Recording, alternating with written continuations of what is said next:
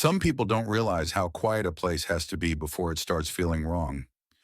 I learned that while camping alone a few years ago in a forest I'd been to dozens of times before. It wasn't remote in the dramatic sense. There were marked trails, an official campsite, even a wooden sign at the entrance. But once night fell, the distance between things felt different, stretched. Sounds didn't travel the way they should. My footsteps felt louder than the wind, louder than the river a few hundred meters away. I remember thinking the silence wasn't empty. It felt organized, like it was holding its breath. I arrived just before sunset. The campsite was technically open, but there were no other cars in the small gravel lot. That wasn't unusual on weekdays. I pitched my tent, started a small fire, and cooked dinner while there was still light. Everything felt normal enough.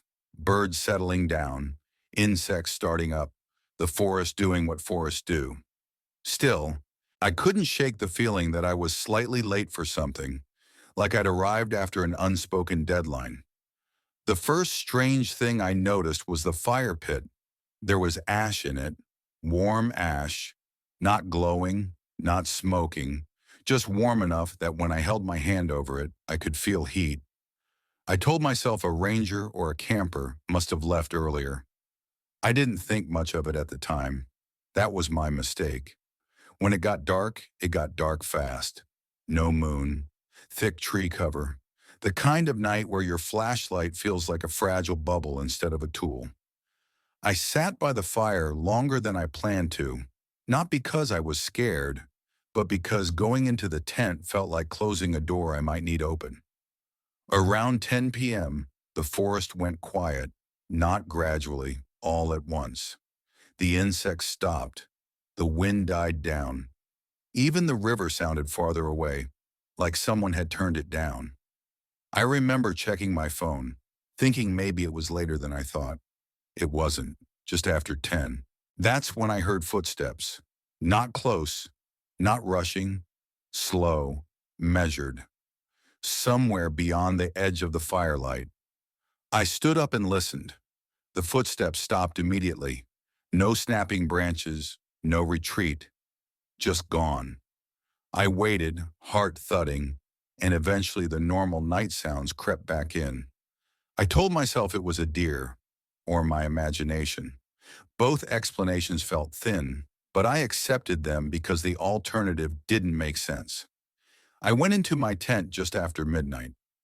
Sleep came in short pieces. Every time I drifted off, I'd wake with the feeling that I'd missed a sound, like something had happened while I wasn't listening. At some point, I still don't know when, I realized there was breathing outside the tent. Not heavy, not panicked, patient.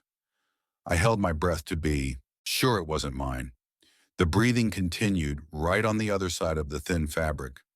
I didn't move. I didn't reach for my phone. I just lay there staring at the dark curve of the tent wall, waiting for whatever it was to do something. It didn't. After a long time, the breathing stopped. I stayed awake until the sky started to lighten. In the morning, I told myself I'd imagined it. Cold air, half dreams, nerves. That explanation almost worked, until I unzipped the tent and stepped outside. There were footprints around my campsite, bare footprints. They didn't lead toward the tent. They circled it. Slow, even steps, pressed deep into the dirt, as if the person walking had taken their time. I followed them with my eyes until they disappeared into the trees. There were no prints coming back. I packed up immediately, no breakfast, no coffee. As I loaded my car, I noticed something else. My cooler was open, not rummaged through, just opened, like someone had checked it and decided against taking anything.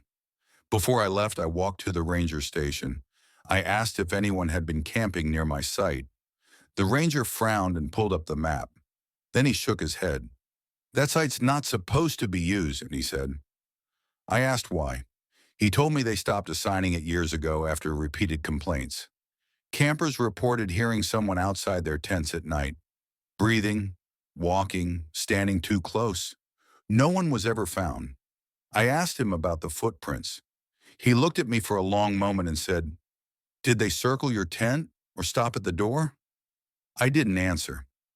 As I drove away, I checked my rearview mirror more times than I can count, not because I thought someone was following me, but because I had the overwhelming sense that something had been waiting for me to leave. Sometimes when I think about that night, I realize the most unsettling part wasn't the breathing or the footprints, it was the ash in the fire pit. Because someone had been there before me, and they'd been warm enough to stay,